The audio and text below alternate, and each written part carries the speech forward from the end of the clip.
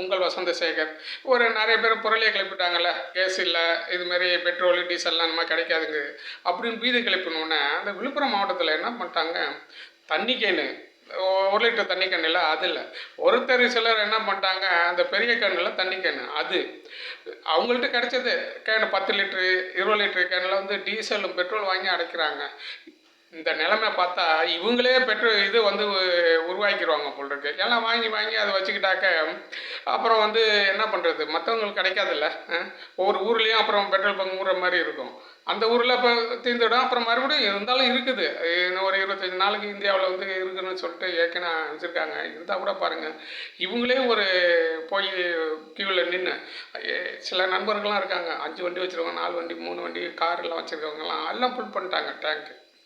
5 காரெலாம் 5 car முதல்ல அது மாதிரிலாம் பண்ண மாட்டாங்க, போகிற காரை மட்டும் பண்ணிவிட்டு மீதுகள்லாம் அப்படி இருக்கும்.